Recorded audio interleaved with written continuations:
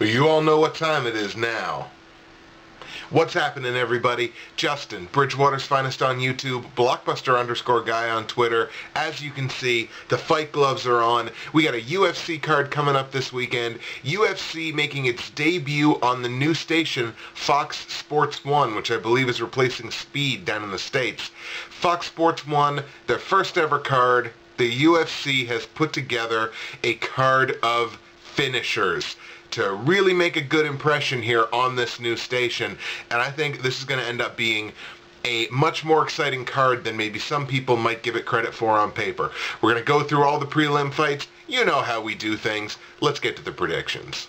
We're going to start things off in the lightweight division. We have Ramsey Nijem taking on James Vick. Now, Ramsey Nijem is 7-3 in his pro career, a 3-2 winning record in the UFC, was knocked out in his last fight by Myles Jury. Now, Ramsey Nijem is 3-0 when it comes to the fight going the distance to a decision. He is the definition of a grinding fighter. Like, he will take you where he wants to take you, and he will just grind out wins. And it's not always the most exciting style, but he has gotten relatively good at it. However, he has been finished in all three of his career losses, being knocked out twice and being submitted once. He trains at the Pit Elevated. Now, we take a look at James Vick. James Vick, an undefeated 4-0 on his career, making his UFC debut, so he is giving up the experience edge in multiple areas to Ramsey Nijem. Obviously, 4-fight win streak, as he's only had 4 fights in his career. Those were in smaller regional promotions. 3 of his 4 pro wins have been finishes. He's got a knockout and 2 submissions. He trains under Lloyd Irving. He's got really solid boxing, and the big thing here about James Vick is he's very mentally tough. I don't think that's going to translate to a victory here. I like Ramsey Nijem, so maybe chalk this up to me being a bit of a homer. I actually thought he was going to beat Myles Jury, I believe, but I like Ramsey Nijem in this fight. It's this James Vick's kid's first fight in the UFC, so I'm going to give the edge here to Ramsey Nijem. I think Ramsey Nijem beats James Vick by unanimous judges' decision. We're going to move up to the 205-pounders now, as we have Cody Donovan taking on OSP Ovince St. Preux. Now, Cody Donovan, 8-2 on his pro career, winning his only UFC fight, currently riding a 4-fight win streak, including his TKO victory over Nick Penner in the UFC.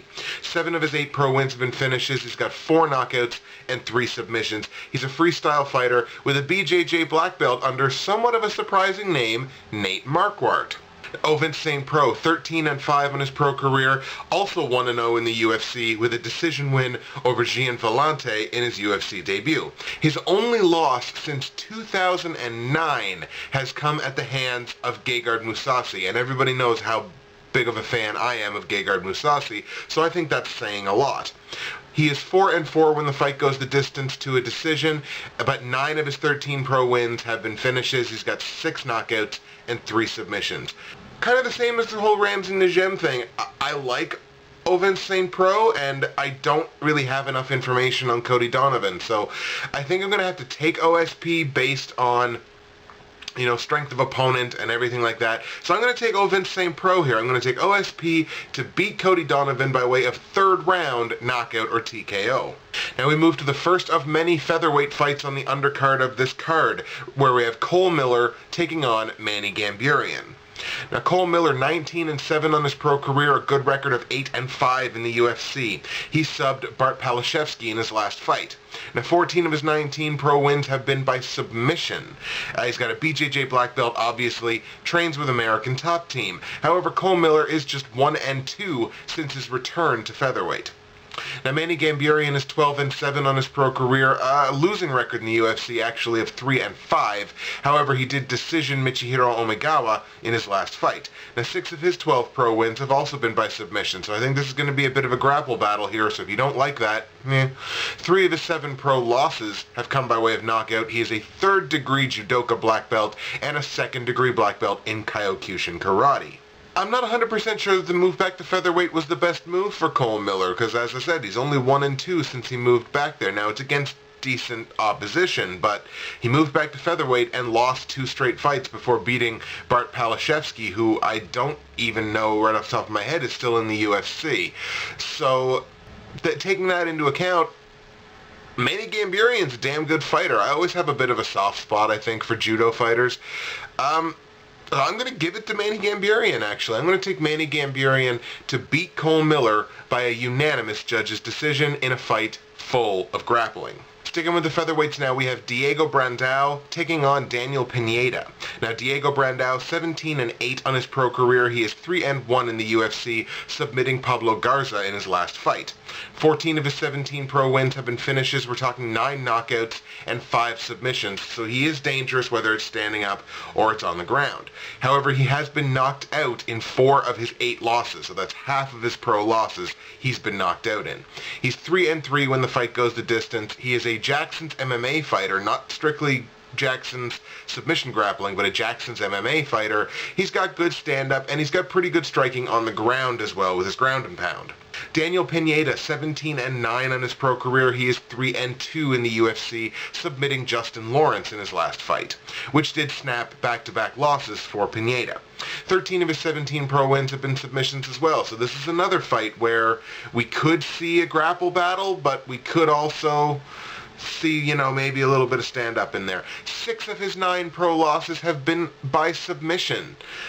He is 0-2 when the fight goes the distance. However, he does have strong wrestling. So the way I look at it is, if Pineda wants to win this fight, I think he wants to take the fight to the ground, because that's where most of his wins have come from, but he's also got to be wary of the fact that that's where 2/3 of his losses come from as well.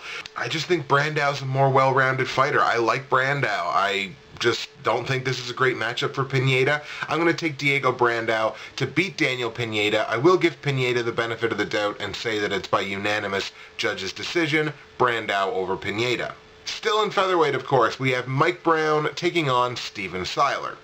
Now, Mike Browne, 26-8 on his pro career, 3-2 in the UFC, but has back-to-back decision wins over Daniel Pineda and Nam Phan. 18 of his 26 pro wins have been finishes. He's got 5 knockouts and an excellent 13 submissions. However, he has been submitted in 4 of his 8 losses, but hasn't been submitted since 2005. So, yeah, they're half of his losses, but he also hasn't been submitted in almost 8 years. Steven Siler, 22-10 on his pro career. He is 4-1 in the UFC, so he's got a very nice UFC pedigree behind him. He decisioned Kurt Holobaugh in his last fight. Now, 13 of his 22 pro wins have come by way of submission, but he has been finished in 9 of his 10 losses. However, Siler is 7-1 when the fight goes the distance, so if Siler can get it to the end of the bell in the 3rd round, he's got a pretty damn good chance of winning the fight. Siler's got good stand-up, and he's actually got really good clinch striking, too. So Mike Browne's going to want to try to stay out of the clinch here. I just see more ways for Mike Browne to win this fight than I do Steven Siler. I think Siler wins the fight if it goes to the ground, maybe, because Browne is more susceptible to being submitted. Again, Browne hasn't been submitted since 2005, so I don't really know how much clout that I give that. I'm going to take Mike Browne here. I like Mike Browne to beat Steven Siler by way of 2nd round knockout or TKO. The last of the featherweight fights has to be the one that is the most anticipated. We have Conor McGregor, who everybody is talking about in the UFC, taking on blessed Max Holloway. Now, Conor McGregor is 13-2 on his pro career, 1-0 in the UFC, riding a 9-fight win streak, including his TKO win over Marcus Brimage in his UFC debut. 12 of his 13 pro wins have been by knockout. This guy has dynamite in his hands. He's an Irish-born kickboxer and capoeira fighter, and in the last video, I talked about how much I like capoeira fighters. And again, the dude's just got dynamite in his hands and in his feet. He's just got knockout power for days. Max Holloway, 7-2 in his pro career, 3-2 in the UFC, was decisioned in his last fight by Dennis Bermudez. But 5 of the 7 pro wins have also come by way of decision. Holloway goes into this fight with a 2-inch reach disadvantage in the striking, which I think is going to be significant here, but I really see a stand-up war coming between these two. I don't think Holloway really wants to take McGregor to the ground. I think this is just one of those fights where you got 2 guys who have power, 2 guys that like to strike, and I think that's the way that this is going to go. But in that battle, I like Conor McGregor. I just think McGregor is riding something special right now, and I don't think Holloway's going to be the one to kind of derail that. So I'm going to take Conor McGregor to beat Max Holloway in a quick and exciting first round knockout or TKO. And on the main event of the prelim card, bantamweight division, we have One Punch Brad Pickett taking on Michael McDonald. Now, Brad Pickett, 23-7 on his pro career, but only 3-2 in the UFC. Decision Mike Easton in his last fight. Now, 17 of his 23 professional wins have been finishes. He's got 7 knockouts and 10 submissions. However, he has been submitted in 3 of his 7 losses, so almost 50%. He is 6-3 when the fight goes the distance. He's an American top team fighter. He's got great striking, and he's got a lot of heart, too. Like, Pickett never feels like he's out of a fight. Got decent takedowns. He's at around 57%.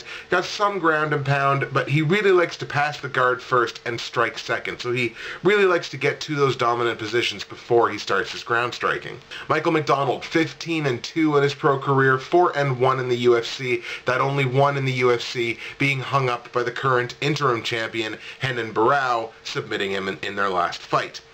13 of his 15 pro wins have been finishes. He's got 9 knockouts and 4 submissions. However, he has been finished in both of his losses with 1 knockout and 1 submission. McDonald has a 2-inch reach advantage in this fight, which may come into play because with the fight style that One Punch has, he may want to try to use whatever reach advantage he does have to keep Pickett on the outside. But McDonald's got lots of knockout power in his own right and has a very good guard, so it's not going to be easy for Brad Pickett to pass Michael McDonald's guard. He's got a 63% takedown defense, which may come into play in this fight. I think McDonald wins by avoiding takedowns, utilizing his reach to keep Pickett on the outside. I think that's probably what's going to end up happening. I'm going to take Michael McDonald to beat Brad Pickett by way of unanimous judges' decision.